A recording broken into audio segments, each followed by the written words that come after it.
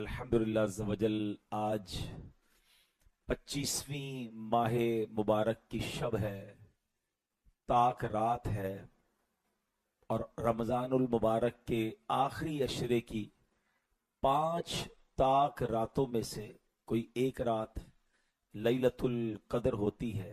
मुमकिन है कि आज की रात भी लैलतुल कदर हो। एक बहुत अजीम बुजुर्ग गुजरे हैं, शेख अबुल हसन इराकी रहमतुल्लाहि तआला अलैह। उन्होंने फरमाया कि जब से मैं बालिग हुआ हूं तब से मुझे लैलतुल कदर मिली है। अब फरमाते जब से बालिग हुआ हूं अल्हम्दुलिल्लाह कभी ऐसा नहीं हुआ कि मैंने शब कदर को ना देखा हो। अपना तजर्बा इरशाद फरमाया, जब कभी इतवार या बुध को पहला रोजा हुआ तो 29वीं शब, अगर पीर को पहला रोजा हुआ तो 21वीं शब, अगर पहला रोजा मंगल या जुमा को हुआ तो 27वीं शब, और अगर पहला रोजा जुमेरात को हुआ तो 25वीं शब, और अगर पहला रोजा हफ्ते को हुआ तो मैंने 23वीं शब में शब कदर को पाया। ये एक बुजुर्ग का कॉल है, कुरान और हदीस नहीं है, उनका एक अपना एक्सपीरियंस है। तो इनके इस कॉल के मुताबिक इस बार पाकिस्तान में जुमेरात को पहला रोजा हुआ था तो 25वीं शब जो है वो लैलतुल कदर होती है। हो सकता है कि आज रात लैलतुल कदर हो। बहरहाल हमने तो हर ताक रात में इबादत करनी है। हम अल्लाह से दुआ करते हैं हमारी हाजिरी को अपनी बारगाह में कबूल फरमाए, आज रात की बरकतें नसीब फरमाए। मौजू भी आज सरकार दो आलम अलैहिस्सलाम का जिक्र है, जिक्र हबीब बज़बान कुरान है। आज नबी पाक के इश्क की बातें करनी है और इश्क रसूल कितना ज़रूरी है उस पर इंशाल्लाह कुछ बातें अर्ज करूंगा। याद मुस्तफ़ा में डूब कर आज आपने इस प्रोग्राम में, इस इज्तिमा में शिरकत रखनी है।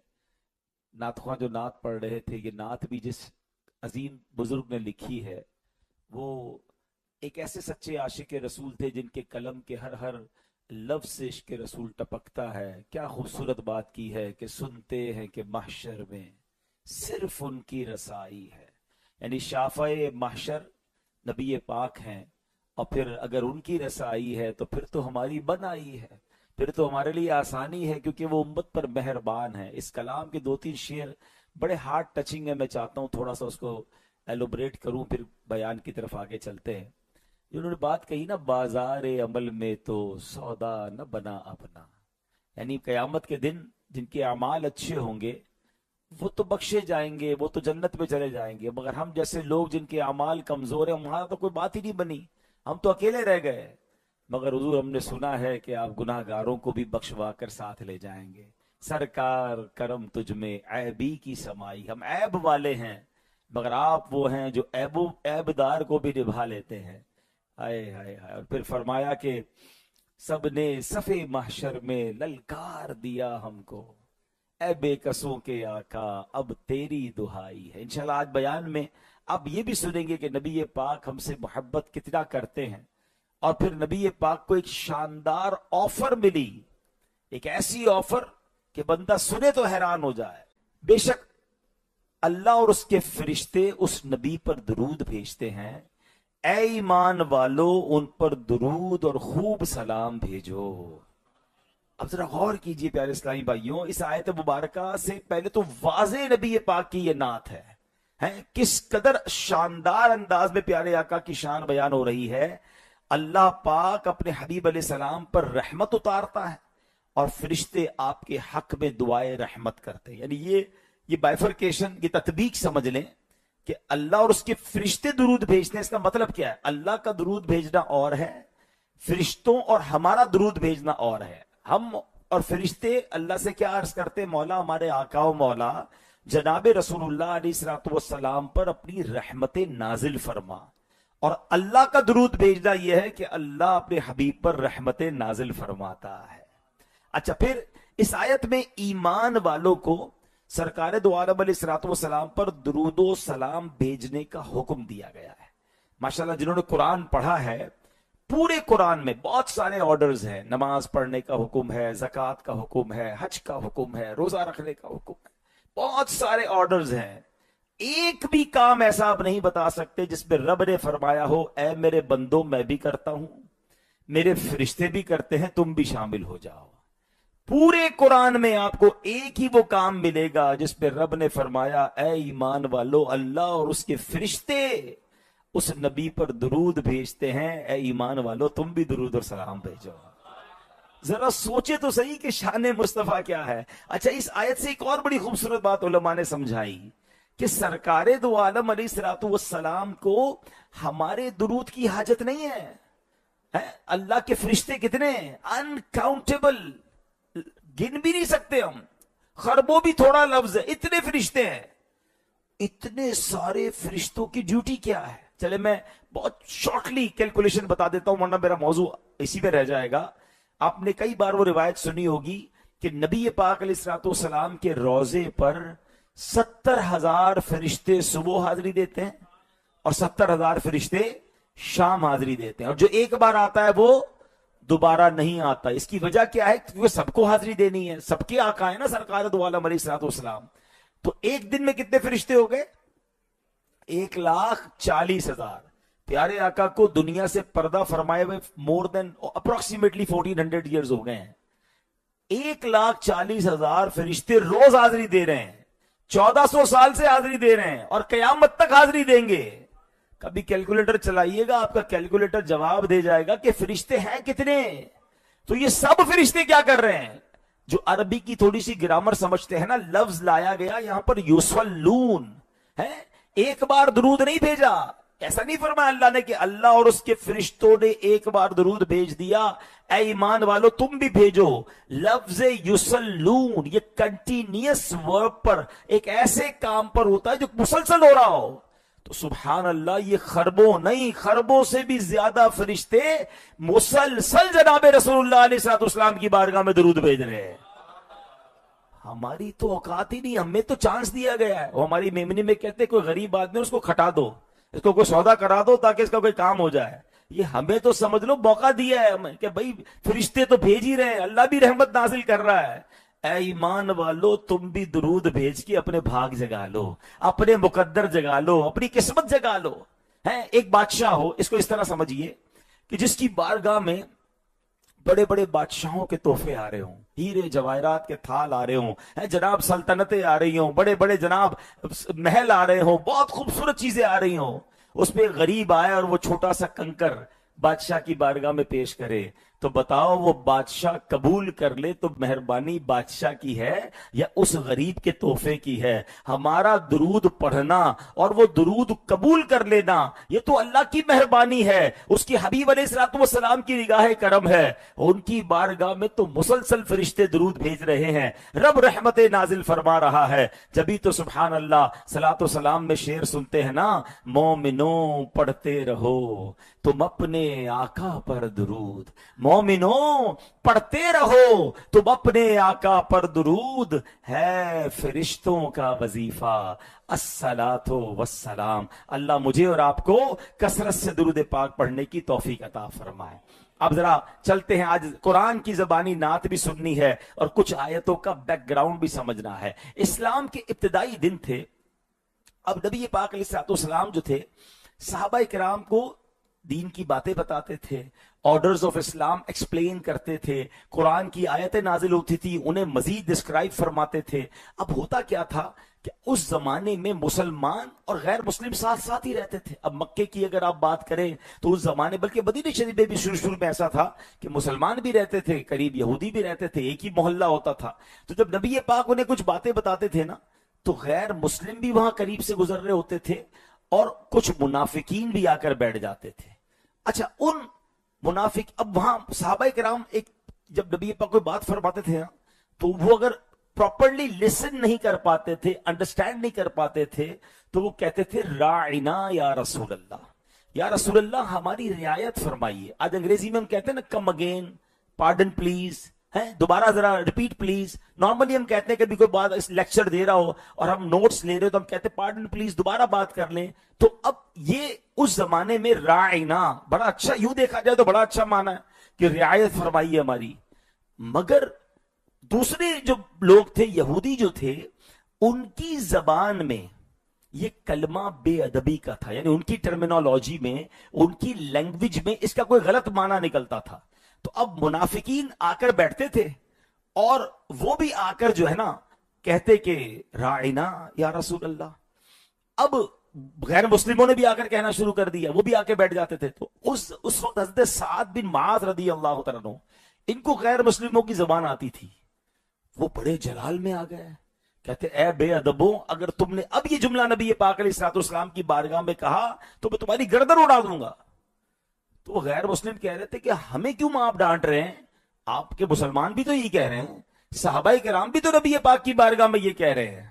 آپ کا دل رنجیدہ ہو گیا کہ سرکار دو عالم علیہ الصلوۃ والسلام کی محفل ہے، اس میں ایسا لفظ ریپیٹ کیوں کیا جا رہا ہے کہ جس کے ڈبل میننگز بنتے ہیں، ایک معنی غلط بھی بنتا ہے ایک اور لینگویج کے اندر، ایک اور ٹرمینالوجی کے اندر. اللہ اکبر. اب یہ نبی پاک کی بارگاہ میں حاضر ہوئے، دل رنجیدہ ہے کیونکہ ان کو سارا سینیریو پتا تھا، وہ ان کی زبان بھی جانتے تھے اور سبحان اللہ عربی زبان بھی جانتے تھے. جیسے ہی بارگاہ رسالت میں آئے، سبحان اللہ، قرآن کی آیت نازل ہوتی ہے. اب ذرا قرآن کی آیت سنیے گا اور اس کا اسلوب سمجھیے گا، the style of Quran understand کیجئے گا. اللہ قرآن میں فرماتا ہے یا ایھا الذین آمنوا لا تقولوا راعنا وقولوا انظرنا واسمعوا. اے ایمان والو، راعنا نہ کہو اور یوں عرض کرو کہ حضور ہم پر نظر رکھیں، اور پھر آگے فرمایا پہلے ہی بغور سنو. یعنی میرے حبیب کو بار بار ریپیٹ کرنے کی زحمت نہ ہو، جب وہ ارشاد فرما رہے ہیں پہلے ہی غور سے سن لیا کرو. اور اگر پھر بھی ضرورت پڑے تو اب لفظ راعنا نہیں کہنا ہے، حضور سے کیا کہنا ہے؟ انظرنا. حضور نظر فرمائیے، حضور اب ہماری طرف کرم فرمائیے. اللہ اکبر. اب یہاں میرے پیارے اسلامی بھائیوں، اس آیت کو اگر سمجھا جائے، اس کو پرت پرت کھولا جائے، اللہ اکبر، اس سے بڑی نعت کیا ہو سکتی ہے؟ اس سے بڑا دربار مصطفیٰ علیہ الصلوۃ والسلام کا ادب بیان کرنے کا انداز کیا ہو سکتا ہے؟ تفسیر قرآن صراط الجنان میں لکھا ہے کہ نمبر 1، انبیاء کی تعظیم و توقیر اور ان کی جناب میں ادب کا لحاظ کرنا فرض ہے، اور جس کلمے میں ترک ادب یعنی بے ادبی کا معمولی سا بھی اندیشہ ہو وہ زبان پر لانا ممنوع ہے.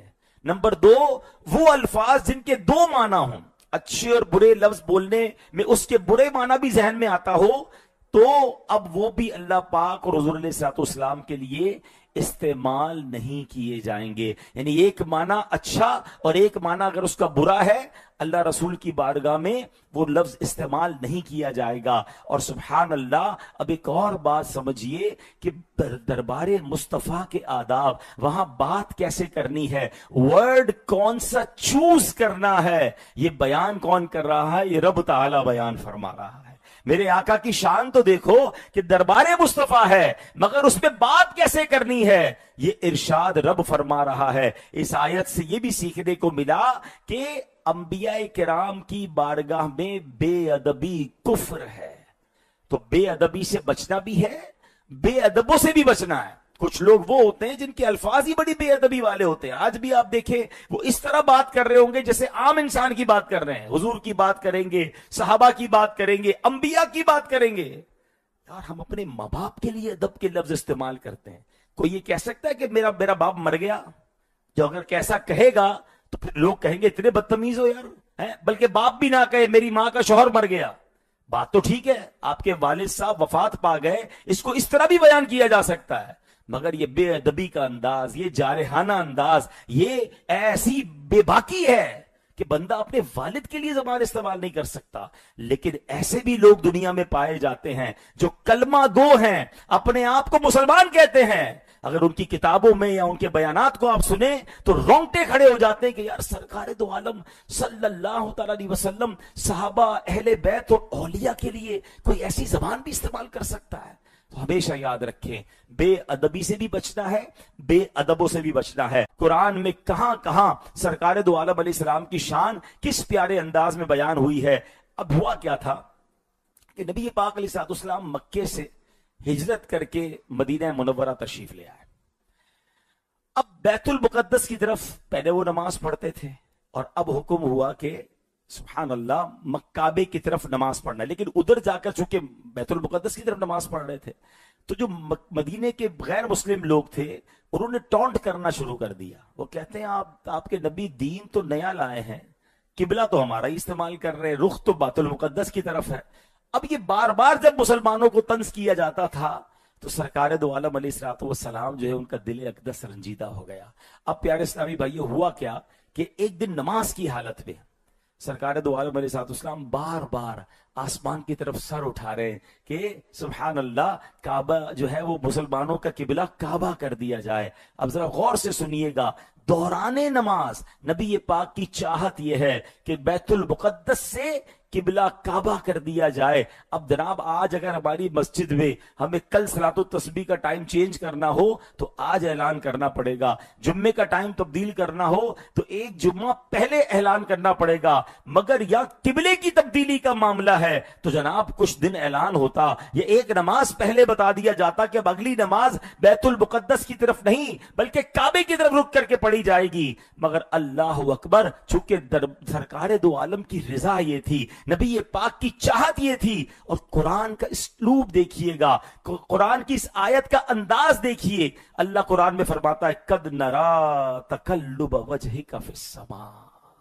یقین کریں اس کی ان الفاظ کی چاشنی محسوس کریں پہلے ہے. اللہ فرماتا ہے ہم تمہارے چہرے کا آسمان کی طرف بار بار اٹھنا دیکھ رہے ہیں. اے محبوب تم جو بار بار آسمان کی طرف چہرہ اٹھا رہے ہو نا، ہم دیکھ رہے ہیں. قد نرا تقلب وجہک فی السماء، اے محبوب ہم دیکھ رہے ہیں جو تم بار بار آسمان کی طرف نظر اٹھا رہے ہو. فولی وجہک شطر فلنولینک قبلۃ ترضاها، ہم ان قریب تمہیں اس قبلے کی طرف پھیر دیں گے جس میں تمہاری خوشی ہے. یہ نہیں کہ ہم اس قبلے کی طرف پھیریں گے جہاں رب چاہتا ہے. ذرا سمجھیے اس بات کو. فَلَنُوَلِّيَنَّكَ قِبْلَةً تَرْضَاهَا، اے محبوب ہم ضرور اس طرف تمہیں پھیر دیں گے جس طرف تمہاری رضا. اے میرے محبوب جہاں تمہاری خوشی ہے ہم قبلے کو اسی طرف پھیر دیں گے، تمہارا رخ وہی پھیر دیں گے. اور آگے فرمایا فَوَلِّ وَجْهَكَ شَطْرَ الْمَسْجِدِ الْحَرَامِ، اور پھر فرمایا جس میں تمہاری خوشی ہے تو ابھی اپنا چہرہ مسجد حرام کی طرف پھیر دو. وَحَيْثُ مَا كُنْتُمْ فَوَلُّوا وُجُوهَكُمْ شَطْرَهُ، اور اے مسلمانوں تم جہاں کہیں ہو اپنا منہ اسی کی طرف کر لو. اللہ اکبر. اتنا بھی انتظار نہ ہوا کہ نماز کمپلیٹ ہو جاتی، نماز کے بعد میرے آقا صحابہ کو خوشخبری سناتے کہ مبارک ہو مسلمانوں کا قبلہ کعبہ ہو گیا ہے. محبوب کی رضا یہ تھی کہ ابھی ہو جائے. اللہ فرماتا ہے محبوب ہم دیکھ رہے ہیں جو تم آسمان کی طرف بار بار نظر اٹھا رہے ہو، اور قبلہ ادھر ہی پھیریں گے جس میں تمہاری رضا ہے. اور اے مسلمانوں چہرہ بدل دو. اور اس کے بعد کیا ہوا ذرا سمجھیے گا. اب میں آپ کی طرف رخ کر کے بیٹھا ہوں نا، اب تھوڑی دیر کے لیے انڈرسٹینڈ کریں. اگر کوئی بندہ نماز پڑھ رہا ہے اور قبلہ یوں ہے 10-15 ڈگری اگر چینج ہوگا نا تو تھوڑا سا انسان کراس ہو جائے گا. یہ 15 ڈگری 20 ڈگری 90 ڈگری کا نہیں تھا ڈیفرنس، یہ 180 ڈگری کا راؤنڈ اباؤٹ تھا، ٹرن اراؤنڈ تھا. یعنی قبلہ بیت المقدس کا رخ یوں تھا اور کعبے کا رخ یوں تھا. نبی پاک دوران نماز 2 رکعتیں بیت المقدس کی طرف پڑھ رہے ہیں اور دوران نماز میرے آقا اپنا رخ بدل دیتے ہیں. اور صحابہ کرام کو دیکھیں، کوئی کوشچن نہیں ہے، کوئی سوال نہیں ہے حضور یہ کیا کر رہے ہیں آپ، ہے کوئی لاجک نہیں. جیسے ہی نبی پاک نے رخ بدلا صحابہ کرام نے رخ بدلا، راستہ دیا. میرے آقا پھر آگے تشریف لائے اور اگلی 2 رکعتوں کی امامت فرمائی. آج بھی یہ منظر دیکھنا ہو تو مدینہ منورہ میں مسجد قبلتین موجود ہے، وہاں جائیے. وہاں محراب آج بھی بنی ہے کہ ایک طرف بیت المقدس کی طرف محراب بنی ہے کہ نبی پاک نے 2 رکعتیں اس رخ پہ پڑھی تھیں، اور اب اس کے بعد ساری زندگی قبلے کی طرف رک کر کے نماز پڑھی. اللہ اکبر. اس سے بڑھ کر اور کیا نعت مصطفیٰ آپ سنیں گے. اور اللہ اپنے حبیب سے پیار کتنا فرماتا ہے. یہاں علماء نے بڑی پیاری باتیں لکھی. نبی پاک کا جی کیا چاہ رہا تھا؟ بیت المقدس سے کعبہ قبلہ ہو جائے. بار بار آسمان کی طرف دیکھ رہے ہیں مگر بدلا تو نہیں نا. بات سمجھیے گا. سرکار دو عالم علیہ السلام چاہتے کیا ہیں کہ رب کا حکم آ جائے, رب کی رضا جس میں ہو میں نے وہ کام کرنا ہے. یعنی اگر رب کی رضا بیت المقدس کی طرف ہے تو میرے آقا بیت المقدس کی طرف ہی نماز پڑھ رہے ہیں. دل چاہ رہا ہے کہ کعبہ ہو جائے, یہ غیر مسلم تانے دے رہے ہیں, مگر اللہ اکبر, سرکار دو عالم علیہ السلام کی سیرت یہ ہے کہ جو رب کا حکم ہے اس پر عمل کرنا ہے. جب ان کا جی چاہا, ان کی تمنا تھی, ان کی خوشی تھی, تو رب نے رہتی دنیا کے لیے قبلہ ہی تبدیل فرما دیا. اب اس کا مطلب کیا ہوا؟ خدا کی رضا چاہتے ہیں دو عالم, خدا کی رضا چاہتے ہیں دو عالم, خدا چاہتا ہے رضائے محمد. تو سبحان اللہ, میرے آقا کی شان یہ ہے کہ ان کی رضا جو ہے وہ رب عز و جل چاہتا ہے. اور اے میرے پیارے اسلامی بھائیوں, اب جب بھی کعبے کی طرف رک کر کے نماز پڑھے نا, منہ میرا کعبے کی طرف, تو دل میں خیال آنا چاہیے یہ کعبہ قبلہ بنا ہے جناب رسول اللہ علیہ الصلوۃ والسلام کی رضا کے لیے. ہم سب کو یہ قبلہ ملا ہے میرے آقا علیہ الصلوۃ والسلام کے ذریعے. کعبے کو جو یہ عزت ملی, تمام اولیاء غوث کتب اس کی طرف گردنیں جھکا دیں, یہ محبوب کے صدقے سے ملی. ان کی مرضی نے کعبے کو قیامت تک کے لیے قبلہ بنا دیا. اللہ اکبر. اب ایک بہت مشہور آیت قرآن کی, انا اعطیناک الکوثر, پڑھتے ہیں نا سورہ کوثر میں, کیا بات ہے. ترجمہ کیا ہے؟ محبوب بے شک ہم نے تمہیں بے شمار خوبیاں عطا فرمائیں. حضرت مفتی نعیم الدین مراد آبادی علیہ رحمت اللہ الہادی فرماتے ہیں, اے محبوب بے شک ہم نے تمہیں بے شمار خوبیاں عطا فرمائیں اور فضائل کثیرہ عنایت کر کے تمام مخلوق پر تمہیں افضل کیا. حسن ظاہر بھی دیا, حسن باطن بھی عطا فرمایا, نسب عالی بھی دیا, نبوت کا اعلیٰ مرتبہ بھی عطا کیا, کتاب بھی عطا فرمائی, حکمت بھی عطا فرمائی, سب سے زیادہ علم بھی دیا, اور سب سے پہلے شفاعت کرنے کا اختیار بھی عطا فرمایا. حوض کوثر جیسی نعمت بھی دی, مقام محمود بھی عطا کیا, کثرت امت بھی آپ کا حصہ ہے, اور دشمنان اسلام پر غلبہ بھی آپ کو عطا کیا. کثرت فتوح یعنی کثرت کے ساتھ فتوحات بھی آپ کے لیے ہیں, اور بے شمار نعمتیں اور فضیلتیں آپ کو ایسی عطا فرمائیں جس کی کوئی انتہا نہیں ہے. ساری کثرت آپ کو عطا فرما دی ہے. اعلیٰ حضرت لکھتے ہیں نا, انا اعطیناک الکوثر, ساری کثرت پاتے یہ ہے, یعنی ساری کثرتیں سرکار دو عالم علیہ السلام کو عطا فرمائی. اب یہاں حوض کوثر کی بات ہوئی ہے, چلیں حوض کوثر کے بارے میں بھی سن لیں. سبحان اللہ, اس کا پانی پتہ ہے کیسا ہوگا؟ اللہ ہمیں حوض کوثر کا جام نصیب فرمائے. نبی پاک خود فرماتے ہیں, نبی پاک علیہ الصلوۃ والسلام کو ایک حوض عطا فرمایا گیا. حدیث کا خلاصہ ہے کہ جس کا پانی دودھ سے زیادہ سفید, شہد سے زیادہ میٹھا, مشک سے زیادہ خوشبودار ہے. اچھا, کبھی کبھی خیال آتا ہے, ابھی ہم نے افطار کیا ہے, کئی گلاس پانی پی چکے ہیں, ابھی بھی ہاتھ میں بوٹل ہے ہماری, پیاس لگتی ہے تو بار بار لگتی ہے, حالانکہ کوئی گرمی نہیں ہے. ادھر سورج 1 میل پر ہوگا, زمین تانبے کی ہوگی, لوگ پسینے میں ڈبکیاں کھا رہے ہوں گے, کتنی پیاس لگے گی, اور سب کو پانی چاہیے. اتنا بڑا حوض, اگر باری آ بھی گئی, پانی پی بھی لیا تو پھر پیاس لگ جائے گی. کتنی بار جائیں گے اس حوض پر؟ اس حوض کوثر کا ایک کمال یہ بھی ہے کہ جو ایک بار حوض کوثر کا جام پی لے گا اسے کبھی پیاس نہ لگے گی. ہاں, جمعے کے خطبے میں سنتے ہیں نا, شربتن ہنیئتم مریئا لا نظمؤ بعدہ ابدا. یہ وہ پانی ہے جو ایک بار پی لے گا اسے کبھی پیاس نہیں لگے گی. اللہ اکبر. اب آب کوثر نصیب کس کو ہوگا؟ ہاں, اس کی بھی حدیثوں میں پیارے آقا نے کچھ کیٹیگریز بیان فرمائی ہیں. کچھ نیکیاں ایسی ہیں کہ جن کی برکت سے جام کوثر نصیب ہوگا. اگر ان نیکیوں میں کمی ہے تو آج سے نیت کر لیں, کیونکہ ہمیں بھی تو انشاءاللہ پیارے آقا کے ہاتھوں جام کوثر حاصل کرنا ہے نا. آب کوثر اس کو نصیب ہوگا جو درود پاک کی کثرت کرنے والا ہوگا. آب کوثر اس کو نصیب ہوگا جو روزے دار کو کھانا کھلانے والا ہوگا. آب کوثر اس کو نصیب ہوگا جو غیر ضروری گفتگو سے بچتا ہوگا. فضول باتوں سے بچائیں اپنے آپ کو. آب کوثر اس کو نصیب ہوگا جو راہ خدا کے مسافروں کو پانی پلانے والا ہوگا. تو اللہ ہمیں مسلمانوں کو کھلانے والا، پلانے والا، درود پاک پڑھنے والا اور فضول باتوں سے بچنے والا بنائے. اور کیا پتا آج مقبولیت کی گھڑی ہو اور ہمیں نبی پاک اپنے ہاتھوں سے تبرک بنا کر جام کوثر عطا فرما لے. سبحان اللہ. اچھا جناب، بات ہو رہی ہے کہ ہم نعت کی صورت میں قرآن سناتے ہیں. ایک بڑی پیاری صورت ہے جو پوری صورت ہی نبی پاک کی نعت ہے. ہاں، اور لیکن اس کی 2 آیتیں، شروع کی 2 آیتیں ہیں، وَالضُّحَىٰ وَاللَّيْلِ اِذَا سَجَىٰ. ہائے ہائے، اگر اس کو نعت نہیں کہتے تو کس کو نعت کہتے ہیں؟ سبحان اللہ. ترجمہ کیا ہے؟ چڑھتے دن کے وقت کی قسم اور رات کی جب وہ ڈھانپ دے. امام فخر الدین رازی جیسے بڑے عالم دین لکھتے ہیں کہ وَالضُّحَىٰ سے مراد میرے آقا کے روشن چہرے کی قسم ہے، اور وَاللَّيْلِ سے مراد نبی پاک کی کالی زلفوں کی قسم ہے.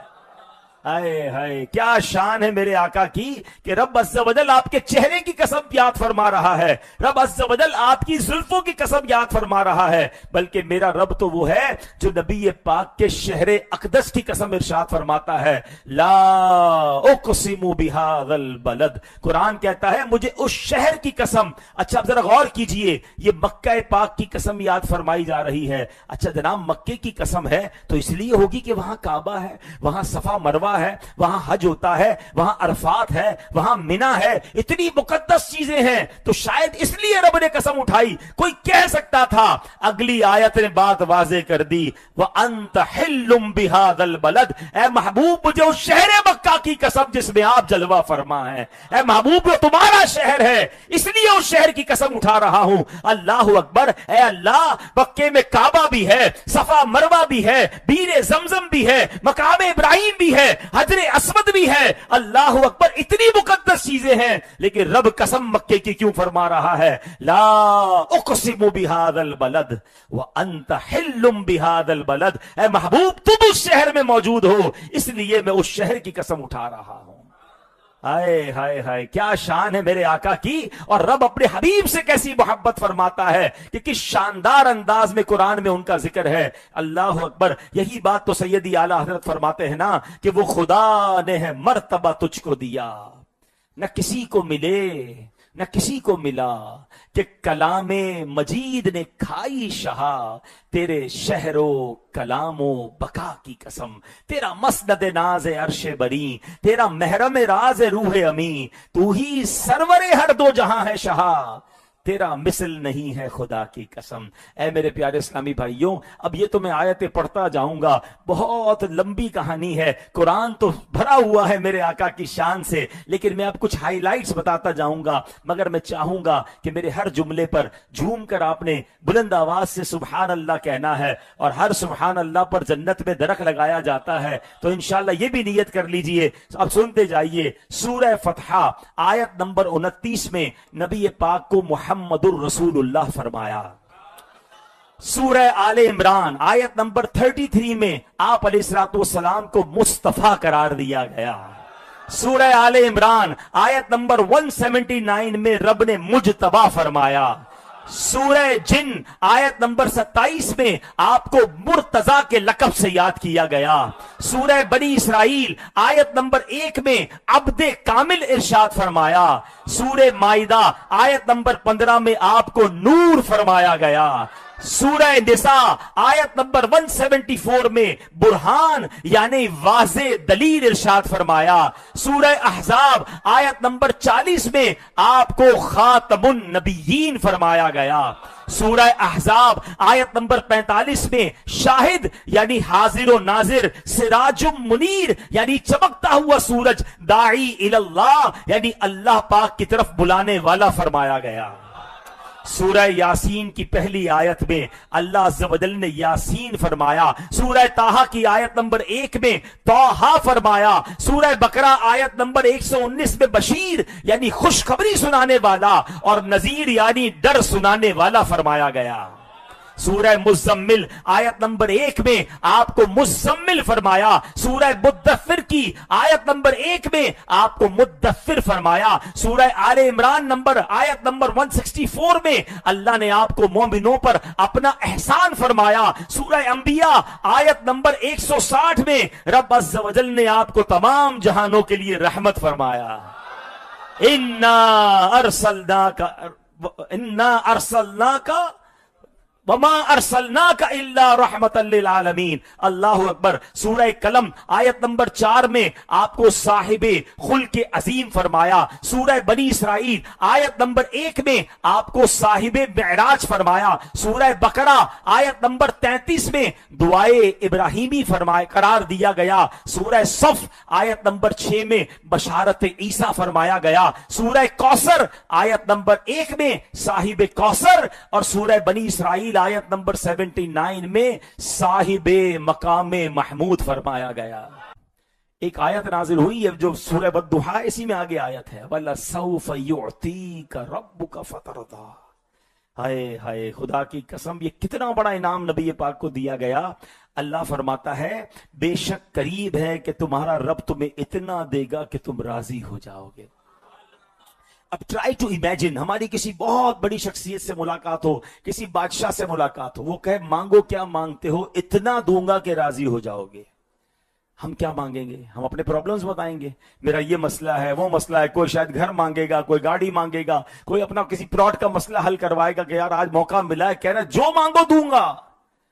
کوئی بادشاہ نہیں کہہ رہا، بادشاہوں کو بادشاہی عطا فرمانے والا خالق و مالک فرما رہا ہے وَلَسَوْفَ يُعْطِيكَ رَبُّكَ فَتَرْضَىٰ. اے حبیب ان قریب تمہیں تمہارا رب اتنا دے گا کہ تم راضی ہو جاؤ گے. مولا علی شیر خدا فرماتے ہیں کہ جب یہ آیت نازل ہوئی تو نبی پاک نے کس کا خیال کیا؟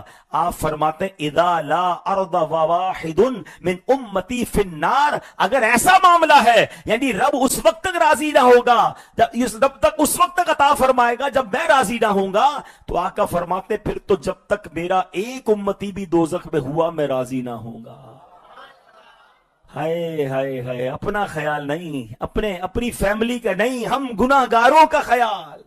ہمیں اس وقت بھی نبی پاک نے اتنی بڑی آفر کے بعد کیا فرمایا کہ میں اس وقت تک راضی نہ ہوں گا جب تک اپنے ایک ایک امتی کو داخل جنت نہ کروا لوں. اللہ اکبر. ایک جگہ پیارے آقا فرماتے ہیں اشفع یوم القیامت عددا ما علی الارض من شجرۃ ومدرہ، یعنی زمین پر جتنے درخت اور ڈھیلے ہیں میں قیامت کے دن ان کی تعداد سے بھی زیادہ لوگوں کی شفاعت کروں گا. پھر ہم کیوں نہ نبی پاک سے محبت کریں، پھر ہم کیوں نہ ان سے پیار کریں، کیوں نہ ایسے اعمال کریں کہ ہمارے آقا ہم سے راضی ہو جائیں. میرے پیارے اسلامی بھائی، باتیں تو بہت ہے، عشق رسول تو ایسا ٹاپک ہے کہ میں ساری رات بیان کرتا رہوں تو بات پہ ایسے پوری ہو سکتی ہے. ان کی بات کبھی پوری نہیں ہوتی. زندگیاں ختم ہوئیں اور قلم ٹوٹ گئے، تیرے اوصاف کا ایک باب بھی پورا نہ ہوا. دلدار بڑے آئے محبوب بڑے دیکھے، جو دیکھے سبھی ان کے قدموں میں پڑے دیکھے. ارباب نظر کو کوئی ایسا نہ ملے گا، بندے تو بہت مل جائیں گے پر آقا نہ ملے گا. تاریخ اگر ڈھونڈے گی ثانی محمد صلی اللہ علیہ وسلم، ثانی تو بڑی چیز ہے، سایہ نہ ملے گا. محبت رسول جو ہے نا، یہ میرے اور آپ کی ایمان کی جان ہے. نبی پاک فرماتے ہیں، بخاری شریف کی حدیث ہے، فرماتے ہیں کہ تم میں سے کوئی اس وقت تک کامل مومن نہیں ہو سکتا ہے جب تک میں اس کے نزدیک، حدیث کا خلاصہ ہے، اس کے نزدیک اس کے والد، اس کی اولاد، بلکہ تمام لوگوں سے زیادہ محبوب نہ ہو جاؤں. اب بتائیں نا کہ کیا واقعی ہم نبی پاک سے اتنا پیار کرتے ہیں؟ ابتدائے اسلام کا زمانہ تھا، حضرت عمر رضی اللہ تعالیٰ نبی پاک سے عرض کی کہ حضور اپنی جان کے علاوہ میں آپ سے سب سے زیادہ محبت کرتا ہوں. سرکار صلی اللہ علیہ وسلم فرماتے اے عمر، ایمان کامل نہیں ہوا، it is not complete till now. فوراً کہتے حضور اپنی جان سے بھی زیادہ آپ سے محبت کرتا ہوں. آقا فرماتے ہاں عمر، اب تم ایمان کے اعلیٰ درجے پر فائز ہو گئے ہو. Actually it is a requirement, اور یہ صرف حدیث میں نہیں ہے، ہاں یہ قرآن نے بھی یہ لسٹ دے دی ہے.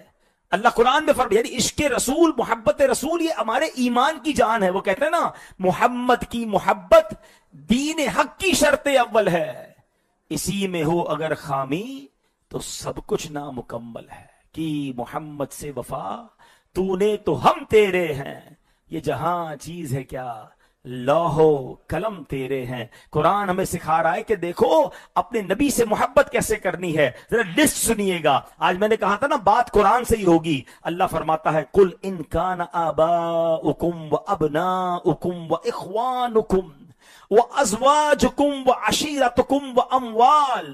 تم فرماؤ اگر تمہارے باپ اور تمہارے بیٹے، تمہارے بھائی، تمہاری بیویاں، تمہارے خاندان اور تمہاری کمائی کے مال.